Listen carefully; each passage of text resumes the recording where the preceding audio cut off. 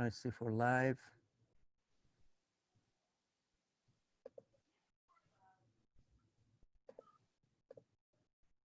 Live Facebook and live recording. Hang on. This podcast is brought to you by lineupmedia.fm.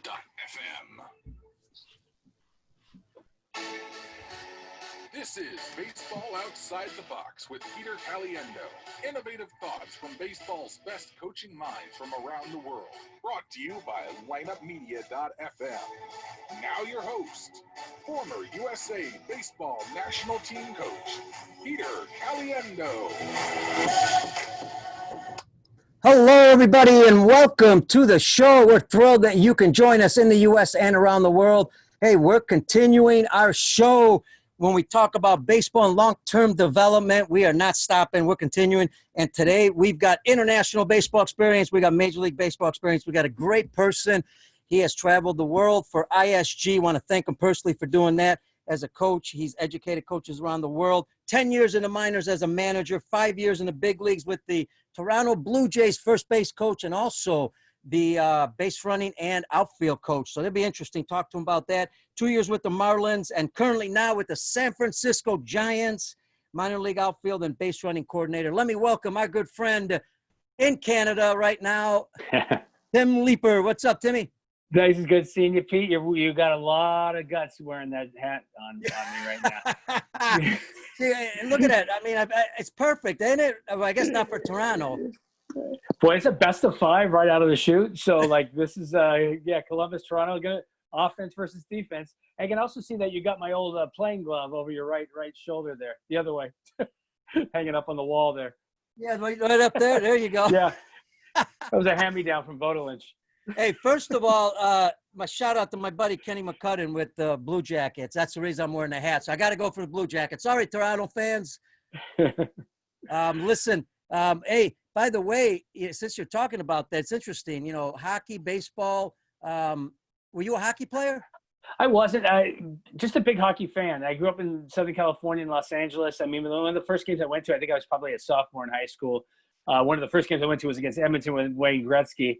And I just kind of caught the fever. And it's kind of funny. Everywhere I kind of went, you know, coming up to the minor leagues, we always had like a minor league hockey team in town. And it's just, I've always just kind of gravitated towards the sport. I don't think a sport that you play that you get to carry a stick around would like fit my temperament very well. So it's probably a good thing I didn't play. Well, so, maybe I enjoy the sport. Maybe we can combine that later. We'll talk about your first base experience. I remember seeing it on television. I think I can't remember what happened, but you almost went after one of the players on the other team.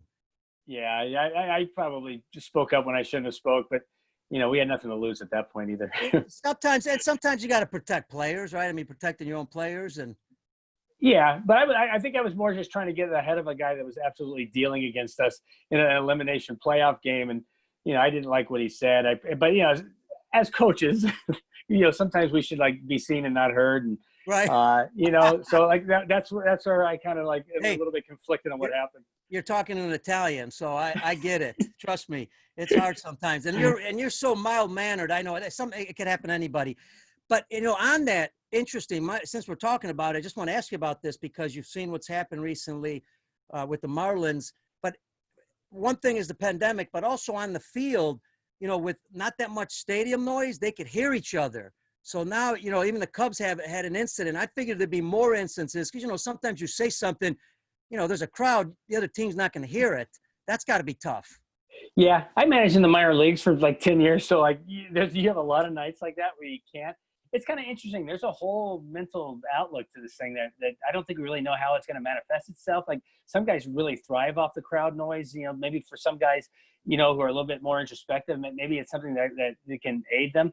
I tell you what, I have had this question a lot, and with all the sports continuing with no fans in the stands, the one thing that always kind of comes back to is like Major League Baseball players, NHL players, NBA basketball players, professional athletes in general.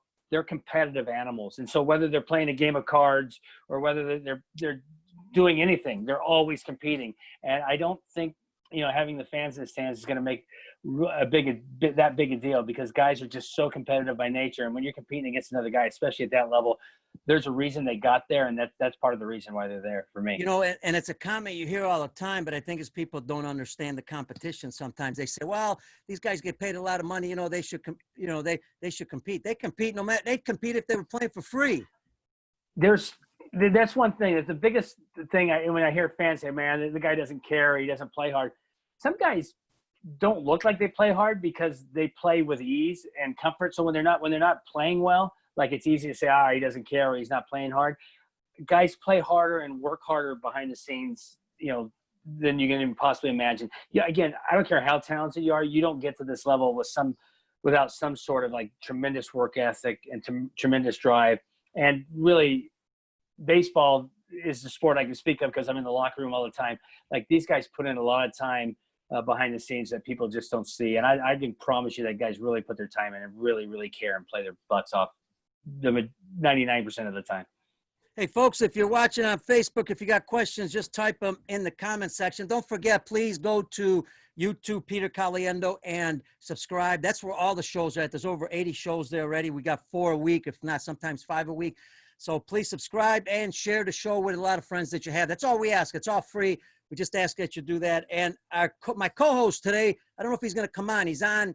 He's not on visually, but our good friend John Bonelich, the 2-time World Series champion manager of the Whitewater College or University. John's a good friend of ours. So if John wants to pitch in anytime, just go ahead and ask a question, John. But glad you're on the show with us. And Tim, you know John real well. Met John at the ECBA convention. EBCA. 4 or 5 years. EBCA. Yeah, I get them mixed up. EBCA about 5 years ago. We were in Prague. These are great. And again, I want to thank you too. Like, being able to travel the world with ISG and go to some of these clinics, not only do you get a chance to meet some really great people and spread the word of baseball and coaching, but you get to meet guys like John and like, I've met so many great people during this thing, and it's been outstanding. And I can't say enough good. And I've really enjoyed my time every time I've gotten to work for you guys. And we certainly thank you, because coaches have loved you around the world. Listen, you're talking about international, you were Team Canada in the Olympics and the Pan Am Games, World Baseball Classic.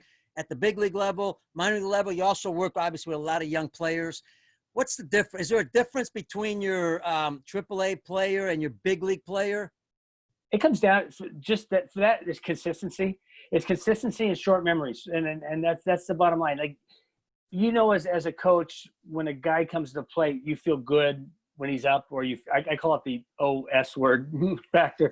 Like, a guy comes up, the bases loaded, the game's on the line. You say 2 things. You're like, hey, this is awesome, or you say, oh. So I just think the consistency in guys and the fact that in the big leagues, you're going to have nights, no matter how great you are, no matter how much you're on your game, like, you're going to have a guy, Chris Sale, you're going to have Justin Verlander thrown against you, and you're not going to do very well. And you need to let those things go. And, like, even though you had a bad at bat, maybe 3 bad at bats in a game, knowing that 4th at bat might be with the game on the line and you win the game for your team, like, that's the biggest thing. So people that don't let quote unquote failure get to them and are able to clear their head and, like, just play the game and play to win every day. Like, to me, that's the biggest separator between AAA and the big leagues. And the other thing, like, from an offensive standpoint, it's guys that control the strike zone, guys that swing at pitches they can hit and are able to lay off the tough pitches that they can't hit. And for pitchers, it's the ability to command the strike zone and the ability to throw a secondary pitch for a strike. If you got 2 pitches working at any point, you're going to be okay. If you got 3 working, you're going to have a really good night. So that's the consistency with those 2 things. Those are probably the biggest factors between big league guys and minor league guys. Would you say that when you're dealing with the big league guys, it's more mental, it's more emotional, it's, dealing with, obviously they've dealt with failure, but still, even at the big league level, can't be that easy when, if you're in a slump or something. What's the majority of your work time dealing? To be honest with you, like, Matt, for me, just in my experience, and this is not a conscious decision I make, but, like, whether I'm working with amateur players, rookie league, A-ball, and I've coached at all levels of baseball, it's not a whole lot of difference. There's some different problems, but, like, the reality is the problems are the same. And it's good. If a guy's in the big leagues and he's really, really good, I don't care how good he is. If he's 0 for 10, like, you just try to it's the same as coaching a guy in A-ball who's over 10. The thing as a coach, which is the most important thing, is to be consistent in who you are. No matter when he's 10 for 10 or 0 for 10, you're still talking to him the same way. And there's going to be times big league guys are just good players, I find, can sometimes be a little bit more aloof and not ask you questions so much. You just have to be aware of when the time is open to either give them advice or just be present for the time that they want to ask you for advice. Because I've had questions from like really, really big superstar players at odd times just because I was present in my spot. And like sometimes it's like, and I would always ask the guy, like, are you seriously asking me this? Because you're better. But like, they just want to hear, they want a friendly voice. They want to know they're okay. They want to know that they're still good. And the other thing is, like, you can't BS your answer. Like, you've got to give them an answer based on facts, and it has to have some credibility, or they won't go to you next time. So you don't have to be right. You just have to really care. You have to, as a coach, you just need to see the big picture, study as much as you can, and try not to guess, because I like a lot of times when you give really good players bad information, like Andy Haynes says this with the Brewers all the time. Yeah, you're not going to get a mulligan. Like if you lose a guy's trust, you ain't getting it back. And so I think that's the bigger thing. When you're in A-ball, you have the guys relying on you a little bit more. Like you're in the big leagues, like you better be spot on with what you're talking about, or at least have a belief that what you're talking about. Because if you're not true to yourself, if you're not honest, I mean, and rightfully so, guys will spit you out in a heartbeat, and they're right to do that. You need all the support you can get. Yeah, and a lot of these guys, I mean, they've got experience. They've been around a lot of coaches. Now, is it a lot harder nowadays? Because now you're talking about a lot more technology and a lot more statistics. They do a lot of research possibly on their own. Is it a lot harder now to communicate with them? Because you better make sure you're on your A game, because they're going to catch it if you're saying something that, may be incorrect. Personally, I find it more fun because it enables me to broaden my knowledge base, and to go look at all the things that are going on, things that I obviously never thought of when I played. But I also think it increases communication, because if a guy's sold on something, like sometimes he has to explain it more to you than you can actually explain it to him. I don't think being a coach is always teaching all the time. Being a coach is listening, and like a lot of guys, a great situation right here, like Josh Bard yesterday, 2 days ago, won a major league game, had not pitched in a major league baseball game since I got the date here. Like 7 years, right? April 13th, 2017. Yeah, 7 years. 7 years and it was. Yep. He was a mental skills guy last year, and he kind of found that when he was playing catch with guys, it helped him relate to them. And so it wasn't like a sit-down meeting where it was formal. Like, he was just out there playing catch, and as a way to get that player to open up to him. In the process, he found his arm stroke again. He found his way back into the strike zone. And a guy that has not pitched in the major leagues and had major problems with the yips, and to go out and do what he did yesterday, that was great. But I think the process he took to go back and then being able just to talk to other players, how it helped him, I think that works both ways. Like again, he thought that was a great tool to help players, which I do too. But also in reality, it helps you as well. Hey, my good friend John Bonelich, he's the reason he's not on video, because I guess he's relaxing by the pool. So he's doing a show by the pool right now. That's nice, isn't it? While you and I inside and struggling, he's out there relaxing, getting some D vitamin. Yeah, those palatial gardens up there in Whitewater, Wisconsin. Two-time World Series champions, man. I guess you can afford to do anything you want. That's right. Yes, he says, question, short answer, by position by position, what are the most important coaching points? I guess, what he's saying is position of infield. If you take the infield position, some of the important coaching points he's asking about the infield positions. Yeah, if for me, I had this question. I went on with the coaches out in South Africa a few weeks ago, and got the same exact question. Like, it all starts from the beginning. I think there's a big sequence of things that lead up into fielding a ground ball and throwing a ground ball, if we're talking about infielders, and just being ready, having timing to be ready with the pitch. Like, that's the biggest thing. I think everybody who plays a game of baseball is probably a pretty good athlete. Even the guys who you think are not good athletes on your team are good athletes. If you take the best athlete in the world and you start him from a dead standstill, he's not going to be a good athlete. So I think motion, rhythm, I call it athleticism. Athleticism to me means body in motion always stays in motion.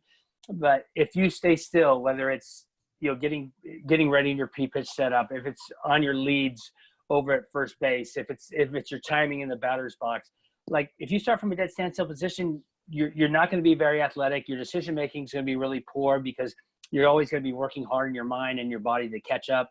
And I think just each player has a natural rhythm. Some guys are slower, some guys are faster, and it really translates from defense to offense, pitching, all aspects of baseball.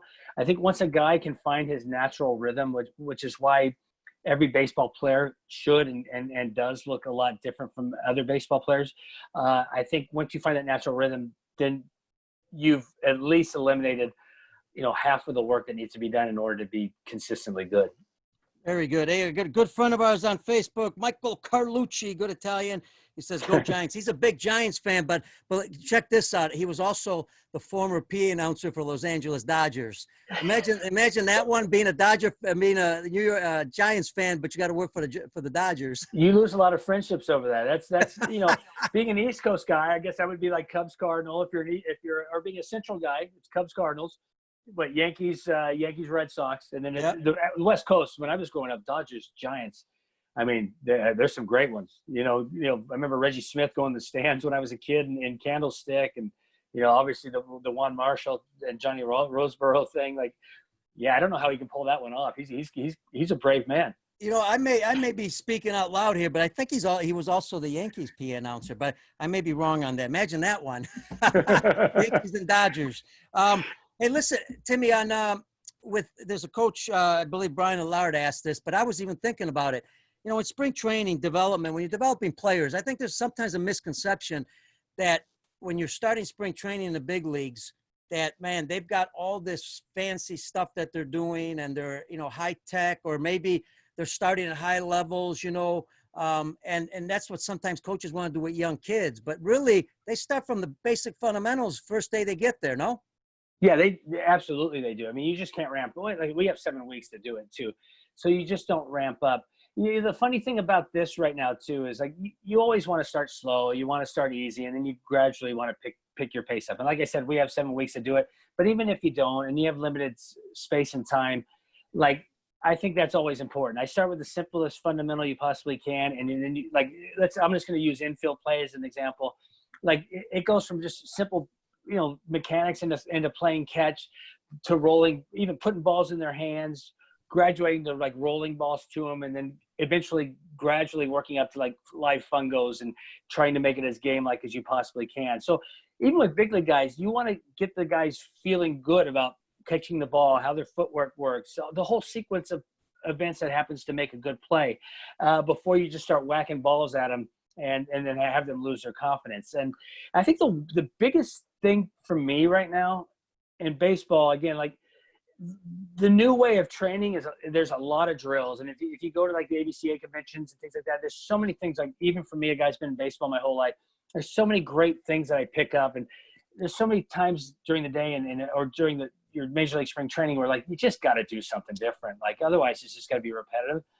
But I think at the end of the day, the more times you take live reps and work your tail off and recreate the game as much as you can, I think the better off you're going to be. Like, I look at our very best fielders, and they did some drill work and did some things like that. But at the end of the day, man, there was no way to kind of replace, like, hitting them 100 ground balls and making plays and making throws and them taking it as serious as they could. Watching Troy Tulowitzki work out was unbelievable, because the amount of professionalism, the amount of perfection he wanted to obtain, the intensity in which he worked out in, like, it was really eye-opening to me, because I think sometimes you think you work hard, and sometimes you think you set a bar really high for yourself. And listen, I've been in the game my whole life. When Troy Tulowitzki came to us and I saw the way he worked, like, it totally upped my game. And not only mine as a coach, you know, it upped everybody else's game around him. But, like, when you get a chance, and I feel really fortunate that I got a chance to be around really good players, and it's not just guys that play good. There's a ton of guys like that. When you get a chance to be around guys who set their bars really high and really work, that's really, really cool thing to watch firsthand.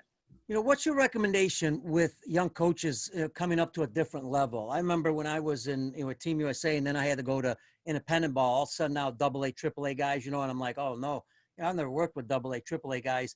You know, 2 weeks later, it was like you said earlier, it was like working with, our 11-year-olds. It didn't matter. It was, it was baseball. They wanted to learn. But what's your advice? Because, like you said earlier, you got to be careful too. You speak too early, speak too much, they may just, shun you away, right? What's your advice there for coaches? Be yourself. Number one, like if you're a talkative guy that talks a lot, always be a talkative guy that talks a lot. I've played for a million great I didn't play for a million great managers. I played for some good managers, some really good managers.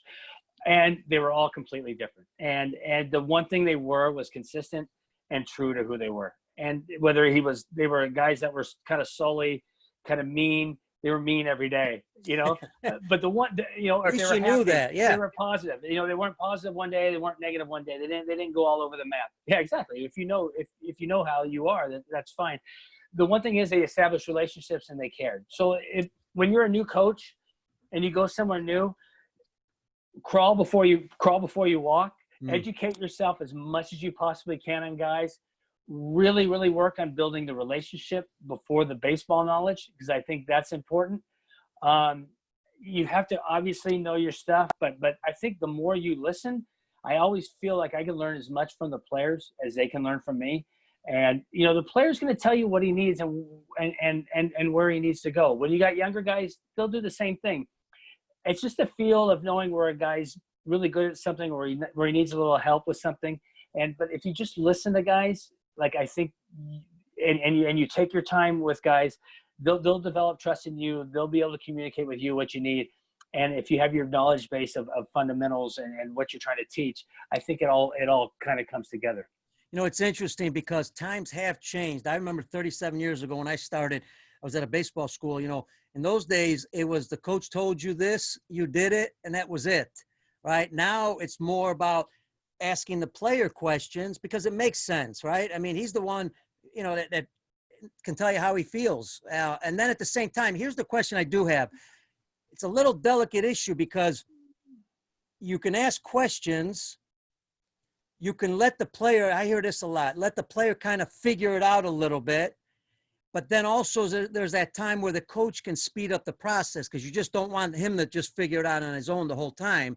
So now the coach has to figure out when he interjects to help speed up the process because you can't just keep asking questions all the time.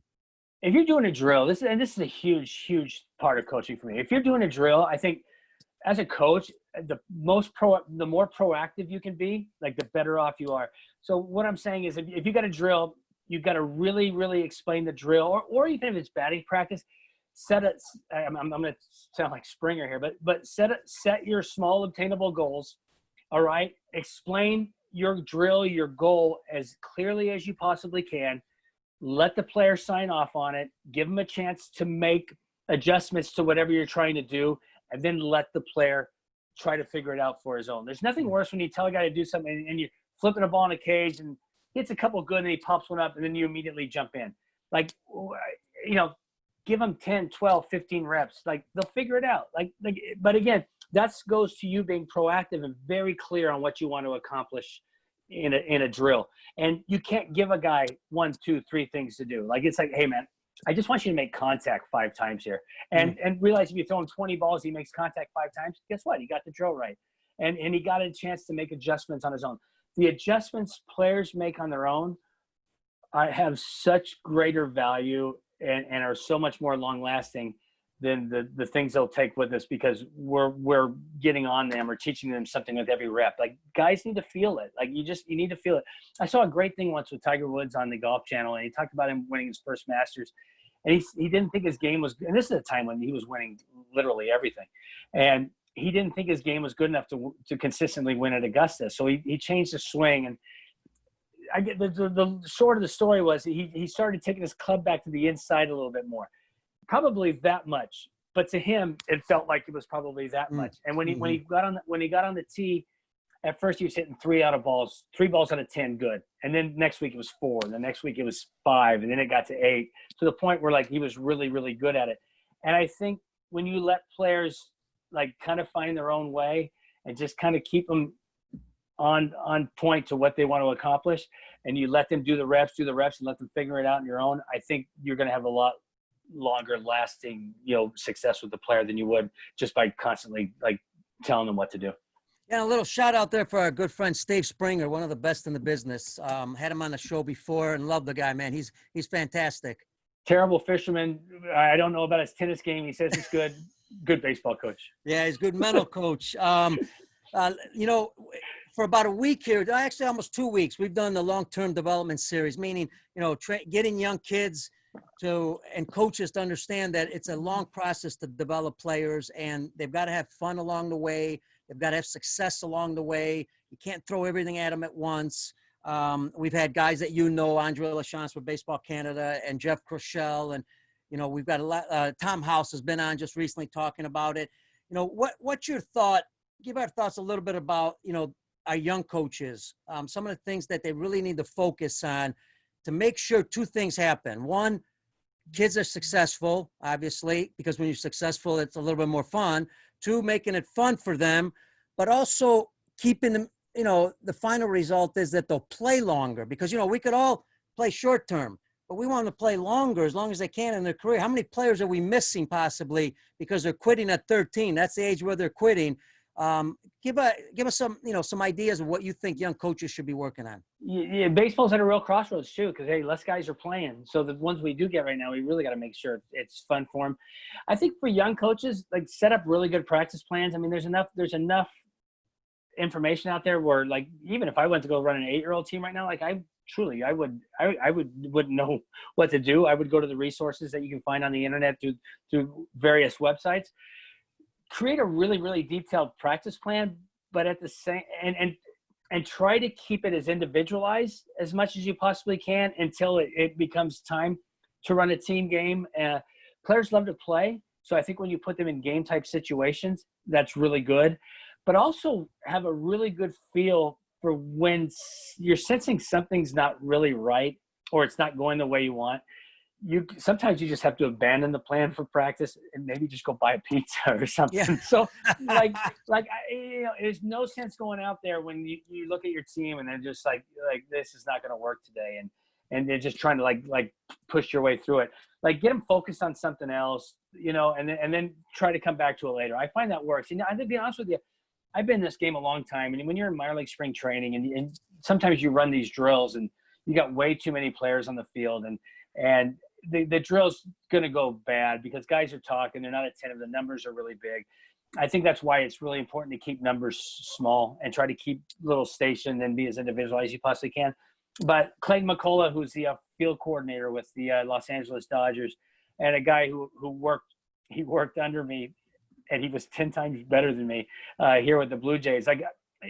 To watch him go run a drill and to see how he set players up for success, it's a gift. And I think that's the biggest thing, having a feel for when things are going well and guys are having fun, and then being able to adjust when things aren't. And don't be so stuck to your schedule that that you're going to make it unfun for guys or unproductive. Because if the guys are not having fun and they're being sloppy, like they're going to go play sloppy baseball in a game. Coaching pro ball and coaching amateur ball is a little different. Like in pro ball, like sometimes the players have the hammer, so out of necessity, you kind of have to keep it that way. When you have an amateur team and you control who your players are, like you can keep them a little bit more in line. But I still think no matter what the case is, I think that's a very, very important component to what you do. And I love what you said there because, one of the things, I were talking off the air. I've got a good friend of mine, Kenny Mccutter. He's been on the show. He's a Columbus Blue Jackets coach. I know you don't want to hear that because, he's going against Toronto, I guess, in the playoffs. But, Kenny always told me when he trained the Blackhawks during the strike, the players, this is the NHL, the big league guys, the guys you worked with when you were at Toronto in the big leagues. They love competition. You look at college guys, they love competition. So the more competition you have, like you said, I mean, you keep them more interested. So if they love it, why would you not have competition for young kids? The game's about competition. And I think sometimes, again, we get away from it. But, it's super healthy. A little trash talk between guys sometimes is, like really good. This may not be on subject, but, when you have indifference, like indifference is the killer to everything. So whether it's indifference in a practice, whether it's indifference to, not calling a teammate out for not running hard because you've set your standards high and you're supposed to play the game a certain way. I think that's important. So when you create competition, like nobody becomes indifferent, like everybody's engaged, everybody's doing something, and you got everybody involved in it. And it not only is it a way to like keep people engaged, but it's also it's a great way to keep your team together as well. You brought up a good point, standards. You were a manager for 10 years. Love to hear your idea on what kind of standards you expected from your players. What kind of rules? Did you have rules? A little bit about the background there. I find the less rules you have, like the less guys break the rules. So that was one thing I learned. But I'll tell you, as I progress as a manager, and I honestly thought by my 10th year managing, like I was so much better at it than when I started. Like, I think honesty, first of all, setting the bar really high. Because if the guys, I'm just going to use minor league baseball, professional baseball as an example. And I don't know how it translates to amateur ball, but it's probably pretty similar. You're not doing a kid a favor if you sugarcoat like, hey, man, you need to be better at that. And you don't say, hey, you stink, or you can't. First of all, you can't say, you can't do this. You can't get to the big leagues if you can't do this. Like, that's got to stop right there.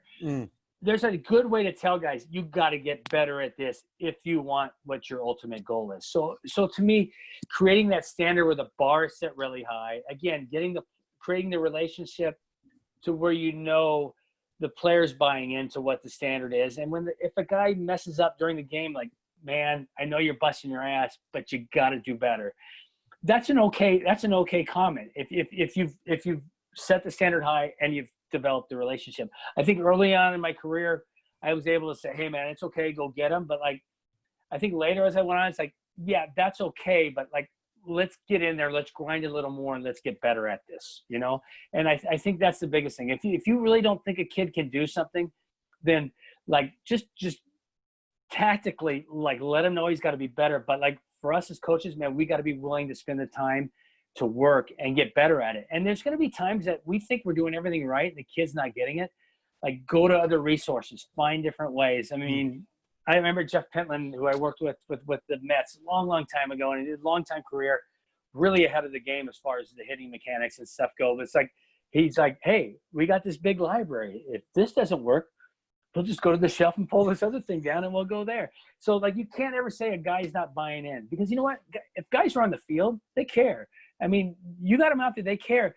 They may not like what you're saying. You may not be connecting with them, but like, it's not, you just can't say guys aren't buying in. As a coach, you need to go do a little bit more homework and find different ways. And sometimes, man, I get stuck with guys. In my life, I've been stuck with guys, and I've had the conversation with them, and I'm stuck with you. I don't know what to do. Like, how can we figure this out together? And like, again, it just goes to relationships. And I think that's the biggest thing. Like, I'm perfect proof that you can not have a ton of knowledge and still like make a career of this game. But I think a lot of it has to do with just like and I haven't always been perfect, but I've always been able to connect. And I think, that goes a lot longer.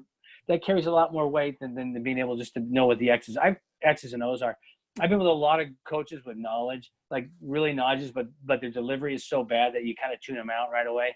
And like, to me, that's a shame, because they got a lot to offer. But I think it's a real component to what we do. Like you can go there and be as school as you want, go to all the conventions you want, have all the fancy drills you want, all the things.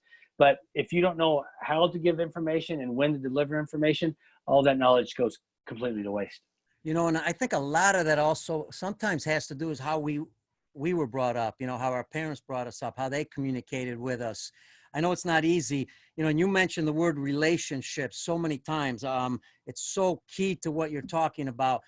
Have you had situations where players, you're communicating with them, they might be listening, but you don't think they're listening? They're kind of, like, you just walk away and go, I don't think you really listened to what I said. How do you deal with players like that if you think, because, there's that perception sometimes. I tell young kids all the time, an example would be, you're talking to a group and some kid's looking out there, he's not looking at you, right? But he may be listening. And we know we want eye contact, but he may not be listening, or he may be listening, but you think he's not. That's important for us to understand how to deal with players like that. Yeah, I just kick them off the team. Yeah. It's funny. That's a great question. I think you always have to assume everybody's listening, but when you see situations like that, it puts thoughts in your mind, right? And I think that's when you kind of like circle around, and then you show that player the extra attention. And it's funny. That's a great question, and I hadn't really dealt with that in a long time. But when I first took this job with the Giants, we had a little mini camp maybe January. And like the first time I gave an outfield talk, there was a player who was on the outskirts, and I could tell, like, okay, this guy's not there. Like, he's not. So I said, okay, I'm going to go around to this guy, and I'm going to kind of shadow him all week and just kind of see where we're going. And I didn't talk anything about baseball, and I didn't play to anything that maybe he did. And what you kind of find out, and as a coach, and I really find this with the better players and the more talented players, like, guys don't trust you right away, nor should they. Like, you've got to really, really earn trust. And like, the way I was going to go about earning trust with this guy was to talk to him about everything else instead of like digging right into the baseball stuff.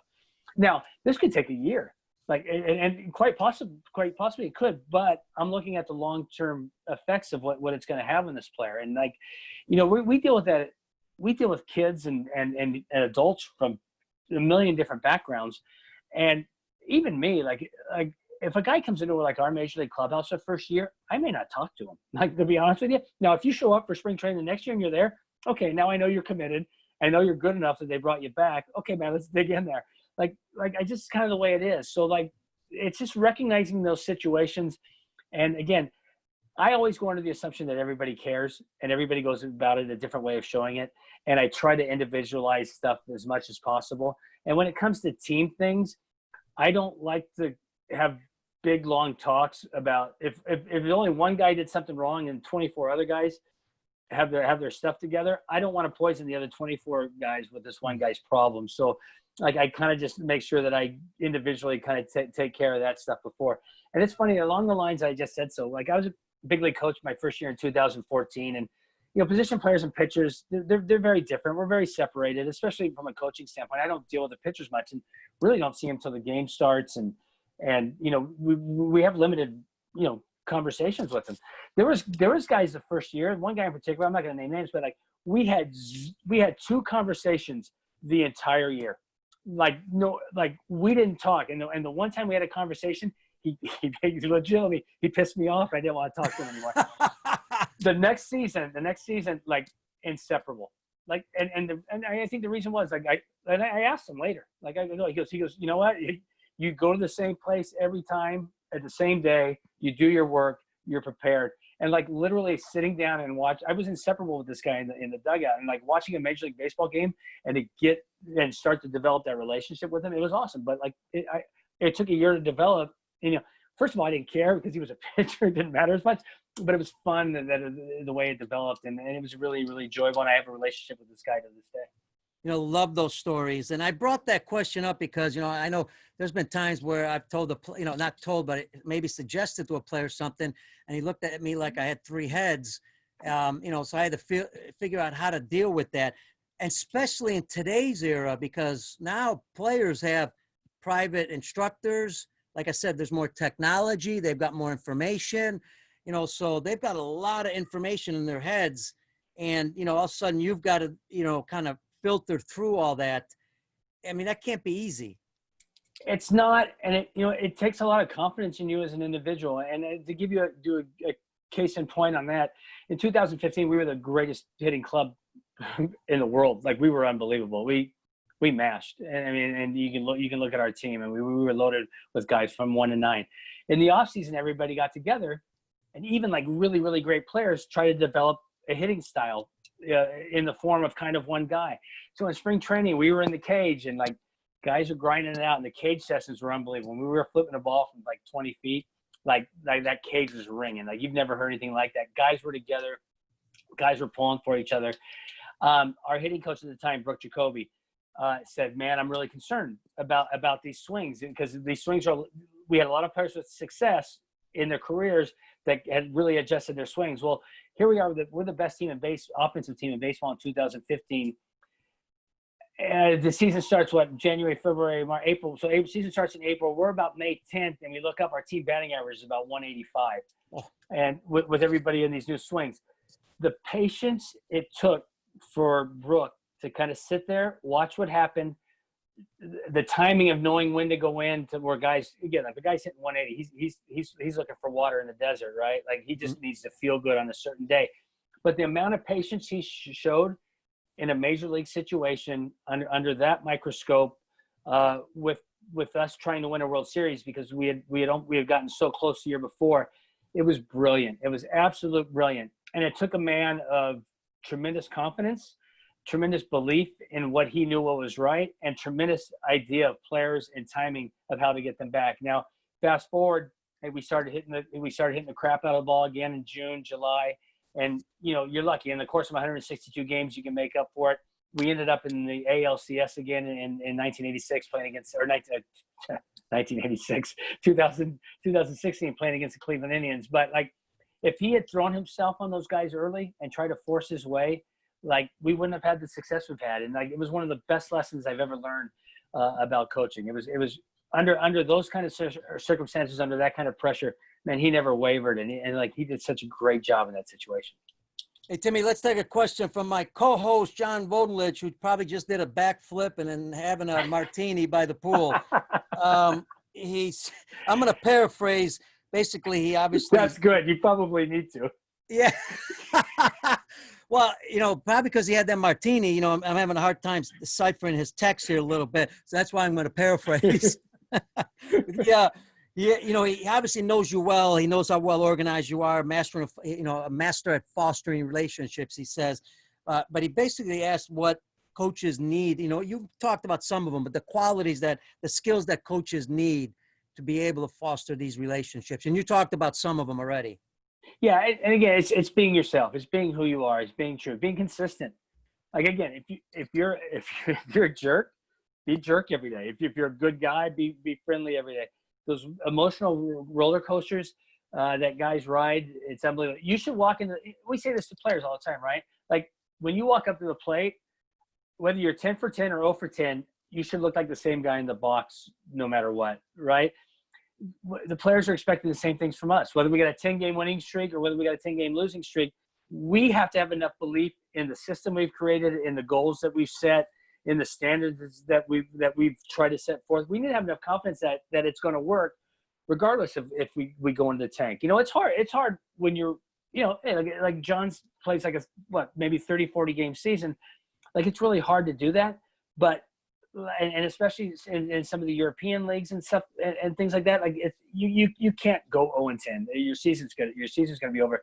But if you believe in what you're doing, you really, really are proactive in setting the standards the way you want them, and you have a belief in what you're doing, the process will always work. It'll always come out in your favor. And I think just the consistency in who you are as a human being, I think that goes as far as anything you could possibly do in baseball. And just, you know, be consistent in your practice plans and the things that you do. Routine is really, really good in baseball. And I know sometimes just we think it's not, because guys today are jumping from things to things, and there's different ways to keep your routine with like mixing up drills and doing everything. But like, sexy baseball is really good baseball. And when you do things right and you do them consistently every day, like they get good in the game with it. The very best players in the game, no matter how much kids have changed, no matter how much society has changed, like the very, very best players I've ever seen, like you can literally set their watch. You can set your watch to them. Like this guy's going to be at the water fountain at 6:30. This guy's going to be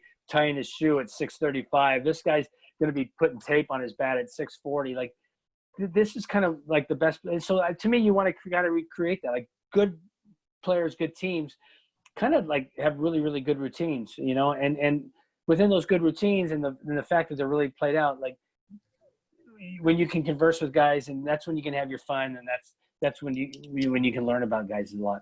You know, and I would think as you're creating those routines, you're creating great habits at the same time, because as we know, we all have bad habits. We got to break them. Well, the only way to break them is to do something correctly for a long period of time. So, I mean, and a lot of times we don't talk about, you know, being consistent in something. or breaking a bad habit? I mean, is that similar path we're talking about here? I think so, and I think for young players, I mean, they don't know what a routine is, and I noticed it again. I'm not speaking from the big league level. When guys come to the big leagues, the amount of time it gets them to prepare for the game, like it seems like it's monumental. It's like a 2-hour process, right? To where they start to get comfortable, it's like, okay, it's 10 minutes here, it's 10 minutes here, and I think the amount of time it takes for them just to like compress their workday into getting prepared for the game, like it just shrinks. And it's not a conscious decision. It's just a natural progression of being more comfortable in yourself and finding the things that work for you. The important thing too is knowing when your routine's not working and knowing when and how to switch it up. So at the amateur level, like you're going to be throwing a lot of stuff at the wall and hoping it sticks until a guy finds something. But I think the only bad thing is not having a routine. Even having a routine that's bad is actually better than having no routine at all. So you just got to, guys need to find one. And I think our job as coaches is to kind of help them find it and have conversations about it to see what works and what doesn't work for guys.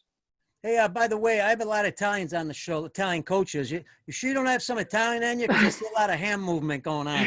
Sandra tells me this all the time. Like, is that? Yeah. Well, maybe got the Portugal. The Portuguese also a little hand movement too. No. Oh, we're always throwing that vino and sardines in our mouth. So it's there. Perfect. You go. See. Hey, listen. Let's jump to Facebook, and I mean this kind of goes along also with dealing with failure, the mental part of the game. Advice. Jaime Meza asked advice on how to keep your mental toughness during the pandemic. He's got a son in college baseball is in jeopardy because of the virus. Works very hard, but we have to find new place for him to play. So obviously they're going through a tough time. But it also relates to, dealing with this type of issue for minor league players right now, how they're dealing with it. Yeah. You know what? There's no handbook on this one, right? And yeah. Like that's the worst case scenario right there. Like a guy who's in college and may not have a place to go back to and ooh, that's rough. But that being said, if you have a friend, if you have a wall, these are the times to really be creative. And like, if you can somehow find a way in your mind to like make it feel like a game, or I don't know if you're a pitcher, like getting out there and throwing against something or getting to a mound somewhere and doing things like that. These are going to be a real separating time for guys and how much you want it. And I'm going to go to like basketball, I'm going to use a Toronto reference, like Marc Gasol, who they won a world championship last year. And then he went and played his world championships for Spain. And then, like, when this pandemic hit, like, he was banged up a little bit. Now he comes back from this pandemic, and like he made the commitment to like change his body, change everything about it because he realized he was going to have some basketball playoffs coming up. So, like, I think there's some really, really cool things you can do. I think there's a lot of resources for you to do those things. I think you really need to find a way, even if it's like having someone throw tape balls at you or little practice golf balls or tennis balls at you, in a park at a short distance, and try to recreate games and challenges and game-like conditions as much as possible. I think you can do this. I think it's also a time to get some good physical fitness work in. I think a lot of guys are going to like come out of this a lot better than they thought, but it's also going to take a lot of inner strength and just a lot of discipline to do these things. And it just comes down to like, how bad do you want it? How bad do you believe? And like, are you committed enough to like try to make these things? Listen, everybody's going to come out of this thing with an excuse, and they're absolutely right, because never in our lifetime have we gone through a worldwide pandemic, and like it just shut down people's lives. But at the end of this, there will be some normalcy. It will return, and like the things you do during this time are the things that are going to separate you from everyone else. And why it's hard. I guess like life's kind of hard sometimes, and like you just got to make the best of it. And like the biggest thing is keeping your health, following all the guidelines, and doing and staying healthy. That's at the forefront of everything right now. But the guys that kind of do the extra stuff right now, it's going to pay off for them in the end. You know what? And I love that, because that's really matches up with society in general.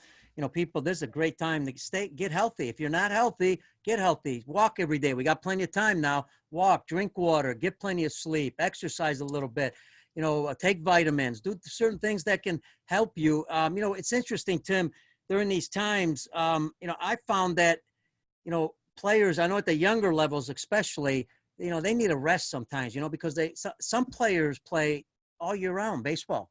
And we found that it's a detriment to play baseball all year round.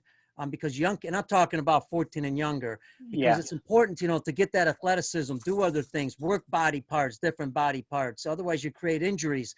I mean, what's your advice there? Play as many sports as you possibly can. And hey, when we were kids, it was football season. We were playing football in the street. Basketball season, we were playing basketball, baseball, tennis, whatever. We were playing everything. It keeps it fresh. You were at Pete Walker's convention over at Mohegan Sun a few years ago, and we had Kevin Pillar on stage, and he was a guy that was a football player. He played basketball, football. He played all three. Didn't really start focusing on baseball until he went to a small school in college. He decided this is the way he wants to go. And so when it came time for him to actually really play every day, he was 18, 19 years old, and he wasn't burnt out from all the 14 and 15-year-old things that he did and playing every single day and like going around. If you have a basic skill of, and I believe this wholeheartedly, but if you have a basic skills for a swing and throwing mechanics and things like that, and you just play around with it, the lessons you learn from other sports, like Pilar talked about football and what it meant that if he didn't do his job, what it meant to the other 10 guys on the field and how much it affected them and how much that helped him during his baseball career. Playing basketball and guarding guys. He had to guard Stanton, I think in high school. That was a mismatch. But but the things you learn and the athletic positions you put your body in to play defense in basketball or block shots or shoot or do reverse spins, like every sport you play, like at some point in baseball, you're gonna use these things. But like if you just play baseball continuously, time after time, and do drills and everything's like perfect, funnel, replace, field, throw, like that's great, and you're gonna be good with that. But in order to like be at a higher level and play at a higher level, you need to like pull some cards out of your sleeve every once in a while. And I think that's what other sports teach you. I mean, it teaches you not only about, again, relationships, how different it is, how you relate to your teammates in baseball and to other sports. And I honestly got like my favorite guys, the guys with football backgrounds, what they bring to a baseball teams in terms of camaraderie and togetherness, like it's awesome for me. Like I'll take a football player. Like those guys' mentality is tremendous, and how they are as teammates and leaders in the clubhouse. Like it's really, really cool dynamic. That being said, too, like there's so much to learn from baseball guys too. But like I just think the amount of skills you acquire from doing different things. You could be skating, it could be tennis, it could be badminton, Hockey. it could be hockey. Like it's all those things. They play in baseball, and like you really don't need to specialize until you're older. Like if you're a good player, the game will let you know. And there's so many scouts and there's so many people out there right now. If you find a place to play when you're 18 years old, even if it's not a big school or somewhere, if you just go find a place to play and you consistently play every day and you really love what you're doing, if you're good enough, someone's going to find you, number one, because there's a million people out there, but you're going to get a lot better. And I think you're going to have a greater enjoyment of the game as well. Tim, let's shift gears just a little bit here as we're coming down to the closing here. We don't talk a lot about it on the show, but I think it's important. I had to do it in independent ball. That's coaching the bases. And, you've coached first base at the big league level. A lot of times at the younger levels, they might put a player there, or they might have a coach there. But, really understanding why you have a coach there and the importance behind it. Give us some tips on what that first base coach, why is he there? Why is it so important to have somebody there? Well, there's a lot you can do. I think the biggest thing why it's important to have a guy there is because whenever somebody gets on base, you're on base. Like you get to see something that, like for me as a major league first base coach, I did something that 1 in 30 guys in the world did. But every time we had a player on first base, I had the world's greatest on base percentage, right? Yeah. So you get, and if you just watch, you don't necessarily even have to know what you're watching for, but things are going to start to stand out to you, whether it's a little things in the pitcher's delivery that help you steal bases. For me, the bigger part of the position is getting the player engaged into what might happen. So by watching the game, and as a first base coach, you're as proactive as you can possibly be. So you're trying to paint a picture of the play before it happens to give that base runner an advantage before the ball is hit. Because the biggest thing in baseball, we always say, hey, you got to go first to third. You got to go first to third. But sometimes the base runner doesn't know where the players on the field are. Like if you're the first base coach, you can see where they are. you can know that the hitter is up, might expose one of those holes they have on the field. And you're like, listen, if he hits this ball between first and second base, you don't even need to look at the third base coach. You go out of the blocks hard and you get to third base. So you're trying to paint a picture for what you think can happen at first base to the runner, just to keep him engaged, remind him of how many outs there are, get him involved in the play before the pitch actually happens. And I think that's the biggest job of a first base coach. You're picking up things. You may pick up signs from the other team's dugout, which I've been accused of. When I post, you can maybe speak to that. but like that's your job there. Just watch and then relay information. Because if you're just watching, and again, you don't even need to know what you're looking for, stuff will start to make sense to you. And don't rush it. Don't stress out over it. Like, things that stand out will stand out if you have a basic knowledge of baseball. I think as a third base coaching boss, you're very reactionary. You're actually the eyes for a lot of players, especially on run scoring plays. So there's a lot of pressure that goes with that job. And I think, again, I talked about this with players and keeping movement. Like, you just need to be in the flow of the game, and also being able to position yourself in the third base coaching box to where you can actually see a lot of things that are happening and keeping moving. So you have a rhythm too, because when your body's moving, your decision-making process becomes a lot easier than you can be if you have a pre-thought in your head and then your body's standing still. And I can remember being a third base coach at the World Baseball Classic. And I think it was 2009 when we had our first game of the year in Toronto. I don't know the players. They don't know me. I don't know what they can do. And we're in a 6-5 game with the USA, 49,000 people in the stands. I'm not comfortable in the third base coaching box, because I don't know my players. And and we have a runner at second base and 2 outs in the last inning. And in order not to get anxiety and to feel nervous, I said, hey, listen, if I just keep moving and put my body in a good position when the play happens, then the decisions will make themselves. And that was the one thing that always calms me down. Like, if you just keep moving and doing those things, like, you don't have to make decisions. Decisions are kind of made for you. Just looking on Facebook, a lot of, man, you're popular, man. Very popular. You got a lot of guys. You got guys from Portugal, Marmazzotti from Italy. You've got Phil Nevin with the Blue Jays. Morrow, we never beat you in a big game. Ever. I hate Morrow. Great man. Great manager. He Yes. was in spring training with us in Toronto a few years ago. I got a chance to speak to him a lot more than when he was beating us on the other side of the field. Like, good man. Good baseball man. Tim, you mentioned, and I thought this was real important, man. I've been in the game 37 years, and I mean, you always learn. I'm writing notes here constantly, what might happen, for a base coach, whether it's third or first. That's interesting because you're explaining to the player, ahead of time.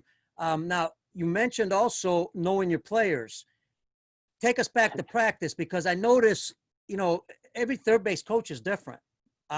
They have to know how you deal with things, when you got 2 runners on, where you're going to be. They have to know you, and you have to know them, because this just doesn't happen naturally.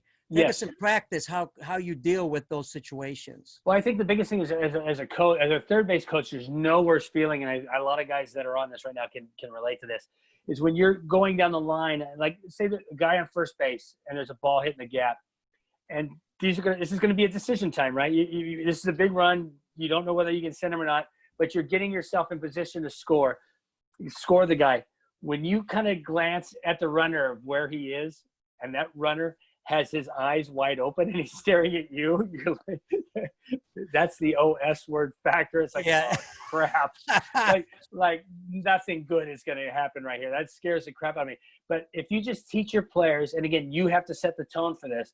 Like, I promise you guys, if you go as hard as you possibly can, no matter what, I will be in a position to stop you.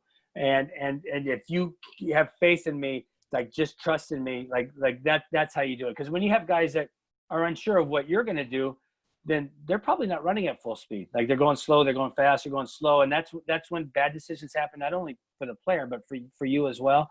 Like, just create that environment to where they have trust in you, that if they know that they're thinking, go as hard as you can until you stop them. I think that's the biggest thing. And be really sure of your stops. And I think as a third base coach, when there's plays at the plate, the farther you get down the line, like, that's really important. I always tell the players, and it's hard to do this, not visually, but like, I always create a buffer zone for me. So you, as a runner, are always as safe as if you stay between me and the third base bag. I promise you, you will always be safe. So if I'm close to the bag, then maybe your turn's not so hard. If I'm real down the line, then your turn can be really hard and you can come around the base really hard. And I think the other thing to really tell the players too, is kind of on the subject, kind of not, but whenever you stop a guy at a base, like make sure that runner turns around and finds that ball as quickly as he possibly can. Ideally, the base runner never needs a first base coach, never needs a third base coach. There's times that he absolutely has to, but when the player is stopped and he has vision on the ball, he is going to be a 10 times better coach to himself than I can be to him. Like for instance, base hit to left field, the guy running can't see the ball, right? So you stop him at third base. Well, now all of a sudden the left fielder picks up the ball and kind of drops it. And this happens a lot. If he's only relying on your voice and you're saying, no, stop. And then all of a sudden he drops it and you say, go. Like it's a cluster. Like the runner has no idea what to do. But once you stop him, if he turns his head to find the ball and now he sees the guy drop the ball, he makes his own decision and we're good. So my goal is to try to get players to be their own coach. As if they can see the ball and they can make their own decisions, we're way better off than getting some idiot like me involved in trying to win a baseball game. You know, and that's a great point. I love that. You know, when you're talking about third base, what about, you know, you've seen this and then, you know, fans are going to ask this sometimes. You see it. I've seen it several times in Chicago. You know, the third base coach has got the stop sign up and the guy just keeps going.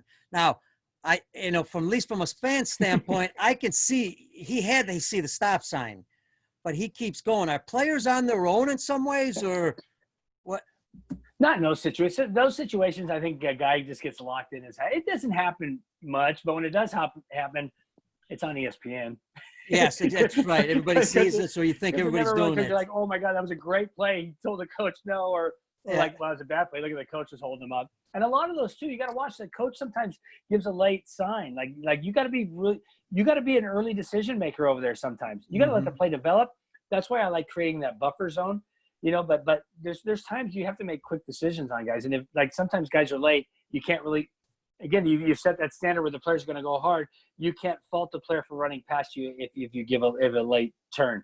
So those are interesting. Players are not on their own; they can't see the ball. But like there's times where they may have seen something you didn't see, and sometimes it works. But I would rather have the player be that way than to rely on me all the time. I think you're going to have a healthier team for that. Hey, coaching third base is hard because you know what? The only time you ever notice is when you get a guy thrown out at home plate. And of course, in the big leagues or even your dugout, like fans are all over you. Like, and so like the hardest thing to do is clear your head and because then clear your head because that play may come up legitimately on the next play. And that's the thing that kind of does a lot.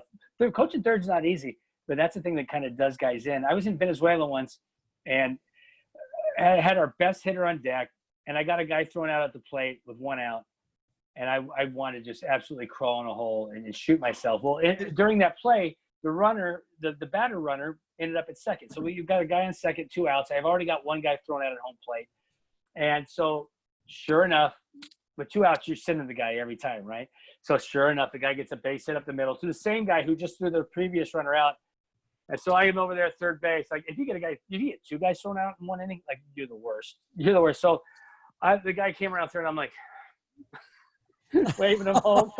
And all I did was just put my head in my hands and look. Well, sure enough, the throw beat the guy by like 10 feet, and I'm ready to kill myself. But then the guy ran into the catcher, and the ball popped loose, and he ended up being safe. It was like, like that was my worst nightmare. But like at least we turned it into something good. And fans forget the guy that got thrown out the inning before, or the runner before. They forget that part because the guy's safe. You know, and that was going to be a question of mine. A lot of young coaches that are listening, whether you're a manager or third base coach, as you said, very difficult to be a third base coach. It's almost like an umpire. You got to be perfect and stay perfect, you know, because once you make that one mistake, they're all over you. But how does a young coach deal when, as a manager, I make a decision, you know, it could be moving a guy and also the ball's hit the other way and we thought it was going to be hit to the right side. Mentally, how do you deal with that? Because that can't be easy either. It's a really, really great question.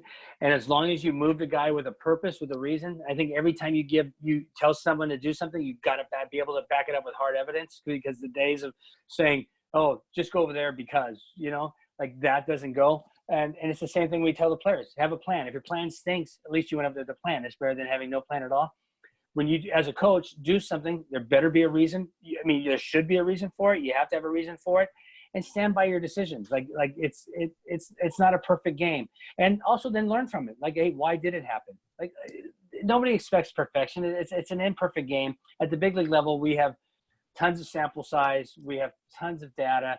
We're going to get the guy in the right position more often than not. The separator is the guys that think on their own a little bit in the kind of the outside the box situations. Like, I think that baseball's a heck of a lot more than just reading a piece of paper, but that piece of paper tells us a lot and probably gets us 95% of the way there. But also having those instincts, and like sometimes trusting in those, but also because you've watched a lot of games and you're backing it up with either, you know, things that you've seen before and examples of what you've seen before, and backing it up with a little bit of data. That's good. And listen, you're going to make mistakes. Be sure of yourself. And then that every time I made a mistake, it just forced me to go in there, dig a little deeper, and challenge myself to see if I could have done something better in that situation. And the biggest gift that ever happened to me was, like, I still remember to this day, my second week in the big leagues, we were playing Cleveland. Lonnie Chisenhall hits a ball over Milky Cabrera's head in the 8th inning. We end up losing the game.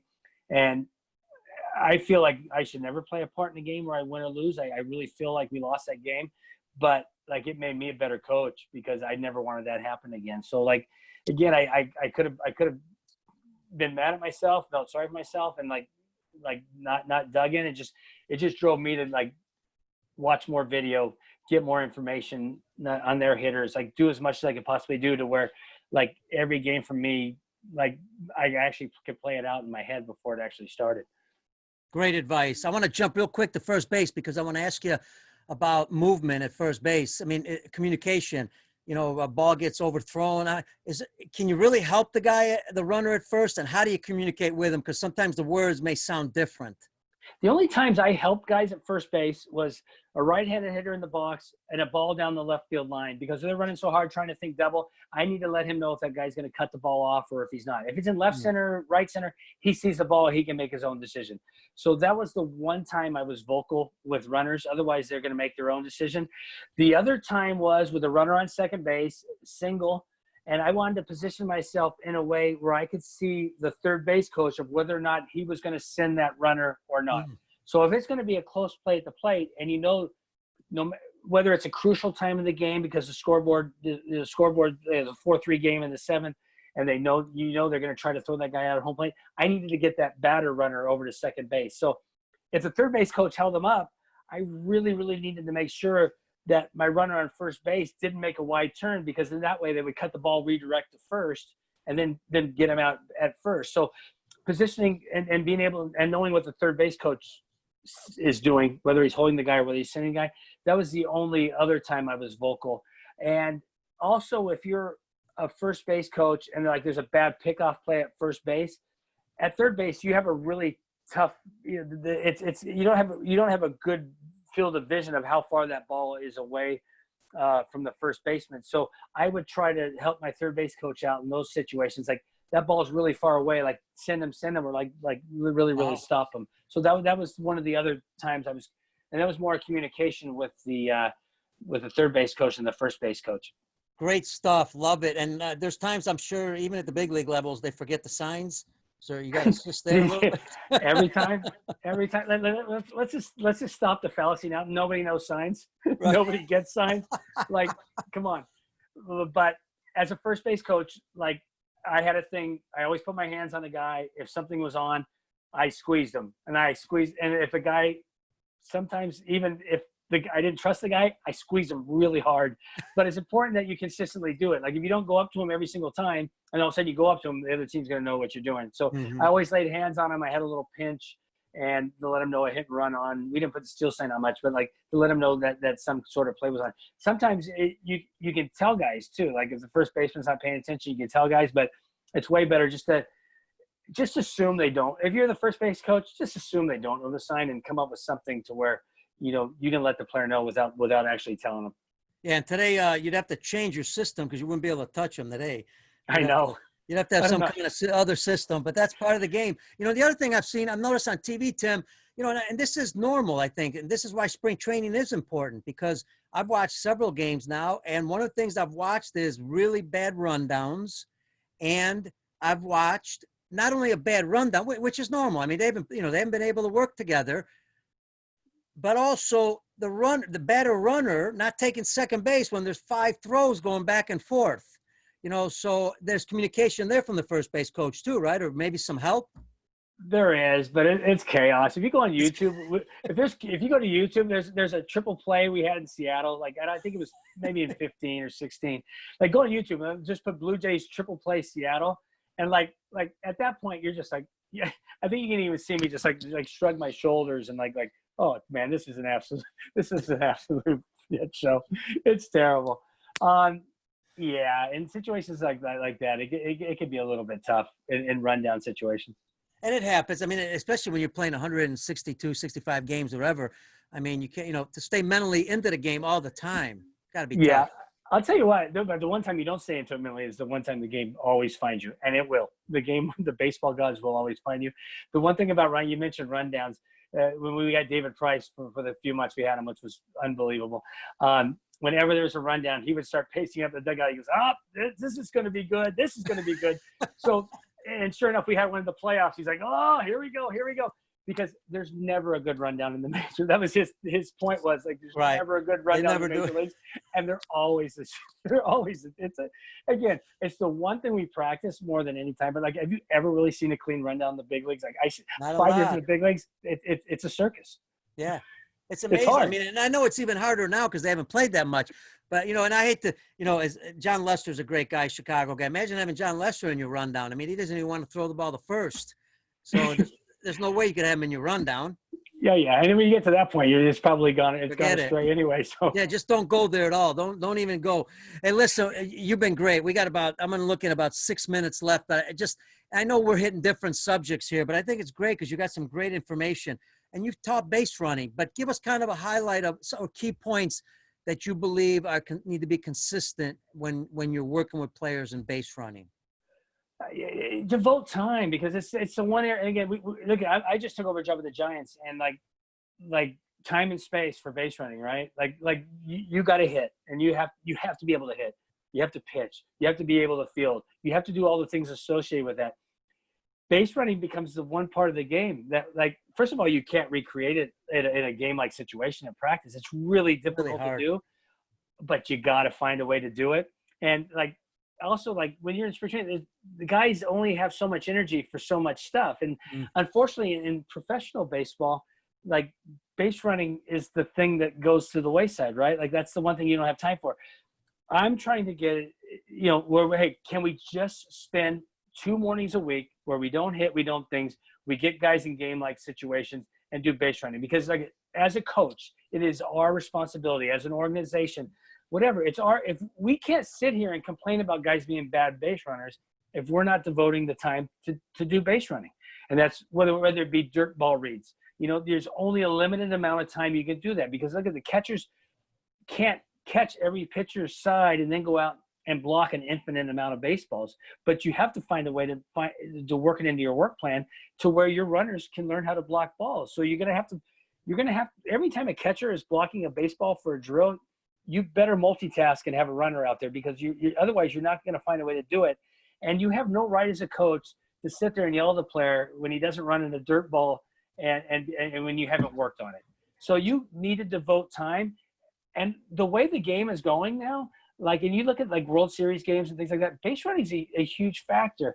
Mm-hmm. So you're going to have to not hit one day. You're going to have to not take ground balls. You're going to have to just unlearn everything you've ever learned about practice planning and get guys in situations where they're making reads on the baseball and doing things like in a game-like situation.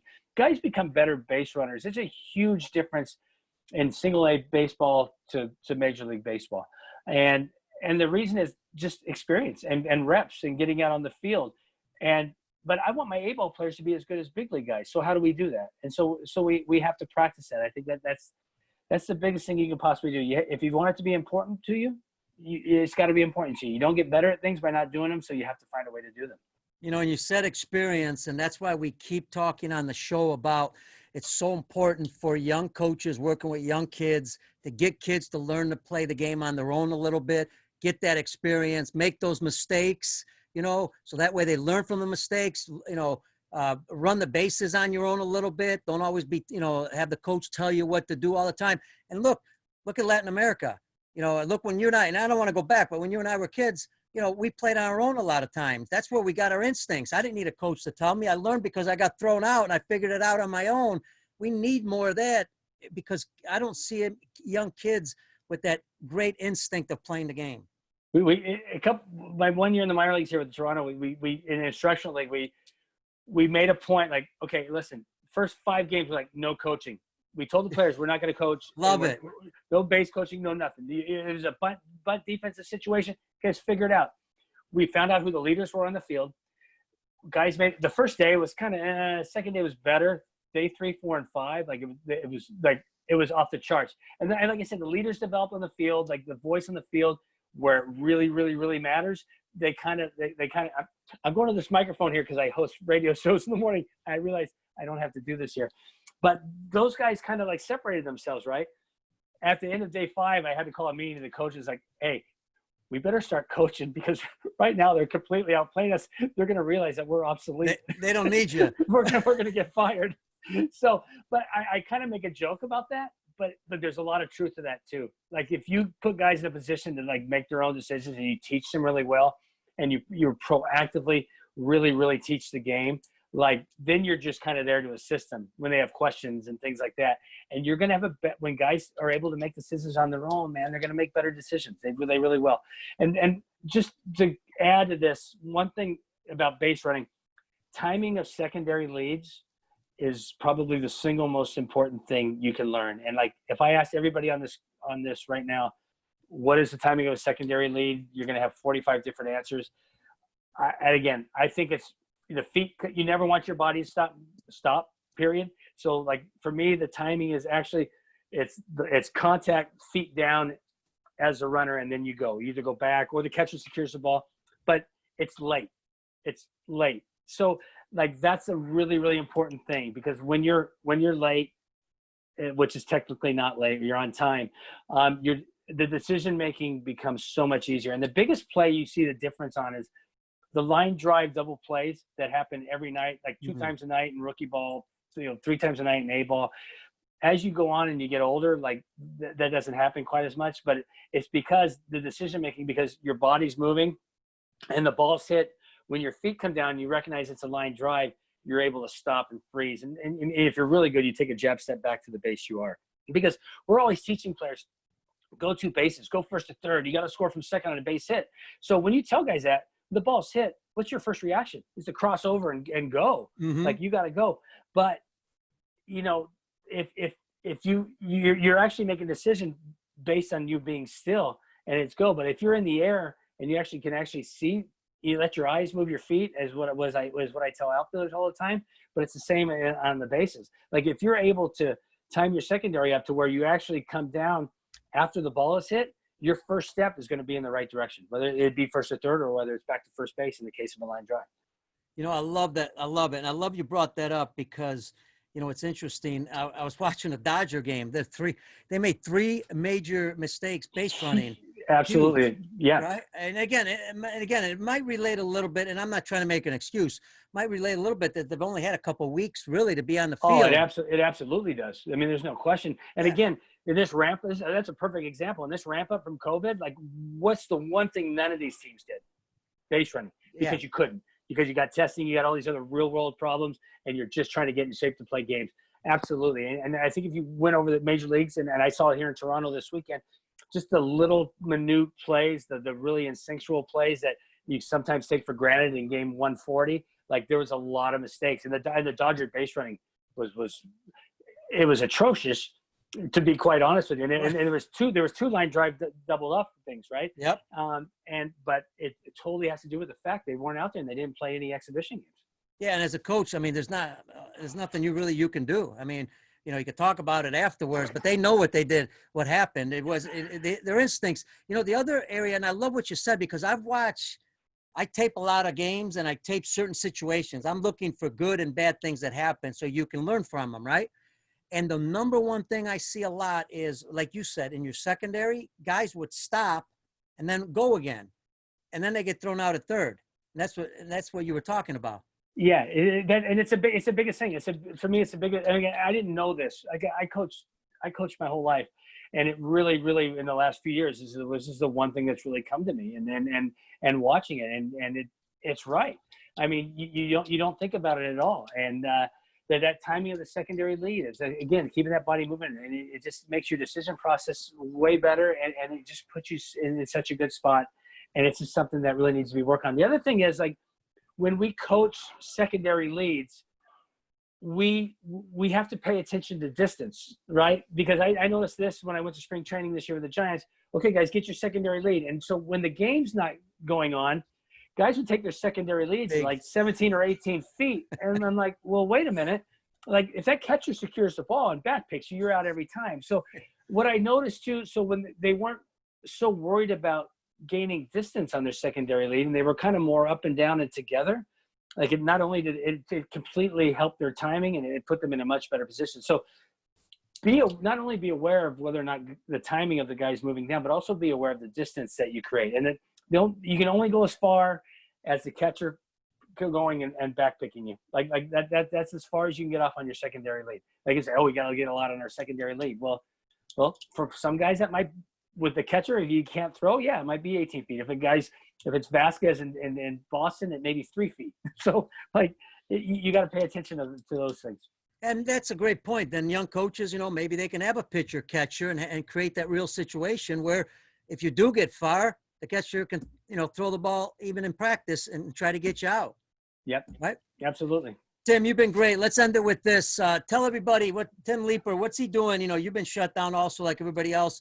What are you doing basically to keep yourself sharp? Because, you're going to have to go out sooner or later and start coaching. What are some of the things you do? I Photoshop pictures and send a vote lynch.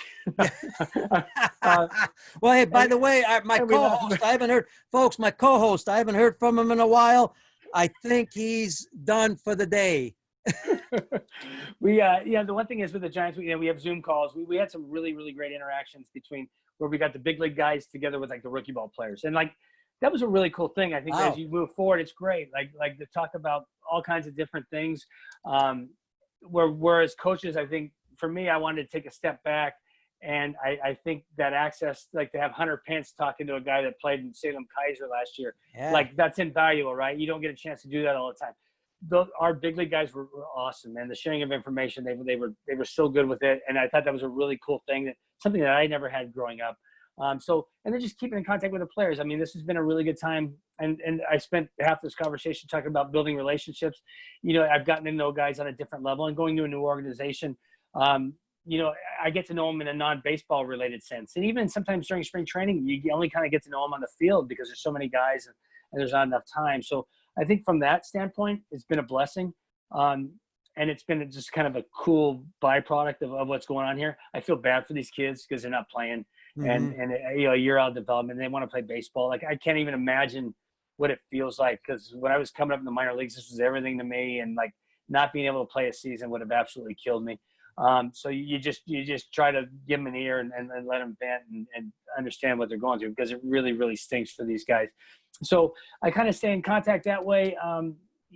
Just watching as much games as possible. You get online and you get to see all these great things. There's so many great resources, and you have a time to like throw a lot of theories in your head, but you also, with the internet the way it is, and with the amount of resources out there, it's always good to kind of go research and draw your own conclusions too. Like you can see a guy say something, but I try to look at as many major league plays as I possibly can and find things that are similar in those things, because there's a lot of times players tell you what they're doing and they're actually not doing those things. Yes. Like, which is okay, because I'm not going to tell a player like, no, you're wrong. But like also like kind of just looking and kind of seeing what really happens. There's a lot of coaches out there to tell you what's going on.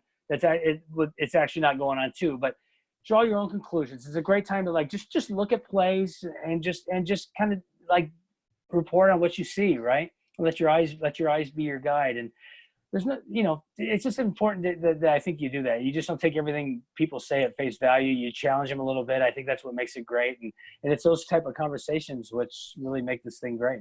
Love it. And video shows you so much. I can't tell you the number of times I've said, do it this way.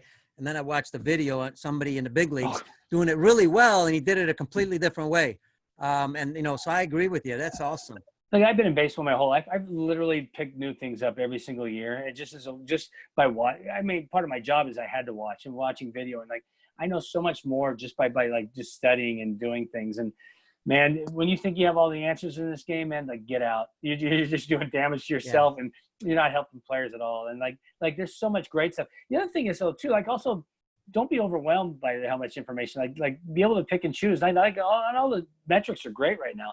I mean, they're ever changing, and like don't be afraid to like poke holes in them and but also when you challenge something, always make sure you back it up with hard evidence. And then I think if you follow those guidelines, then that's a really way to advance your learning. And also, again, just do this because I say I do it. Like that's not going to get you anywhere. Love it, Tim, man. You've been great. I can't thank you. We went a little bit past our time. Matter of fact, I think you went a lot past our time, and my apologies, but can't thank you enough, man. This was fantastic. Thanks for having me on. It's been great. I've been following it, and like you've had some really great people on here, and I'm actually kind of honored to be able to be on this. And again, thanks for having me with ISG. You've opened up a whole lot of world to me, and I love going over, and the coaches that are on here right now, they've been great. And I learn as much from the people I meet doing this than I can actually, I hope, than they learn from me. Love it. All right. That's Tim Leiper and my co-host, John Vodenlich. Thanks for joining us. We appreciate it. The worst co-host ever. Great baseball coach, bad co-host. Yeah, that will be the last time John Vodenlich will be the co-host on Baseball Outside the Box. But we still love him, and we know he's a fantastic manager, coach. So, folks, hey, can you hear me? That's crap. I was here the whole time. I was ready for you guys. John Vodenlich, how are you? Thanks for joining the show. And we're still on live, so you know. Hey, just don't start your video. We don't want to see you. That's right. All right, man. Folks, we love to have fun on Baseball Outside the Box. No different than coaching and managing. You got to have fun. You can't take life so serious all the time. So we love doing it. Thanks for Tim Leiper. Thank you to Brian Crocker, producer with the Lineup Media Group. Check them out, lineupmediagroup.com. Thanks to obviously everybody that is on the show, whether you're on Zoom, whether you're on YouTube, you're on the podcast at baseballoutsidethebox.com. All we ask is that you join and subscribe to our YouTube show, Peter Caliendo. If you can do that for us, share it. We'd appreciate it. All our shows are there. We got 90 plus shows. So again, everybody stay safe, stay healthy. Hopefully you're getting on the baseball field. God bless y'all. And we'll see you on tomorrow's show. By the way, the great and only Jerry Weinstein on tomorrow. He is fantastic. Do not miss it. See you, everybody.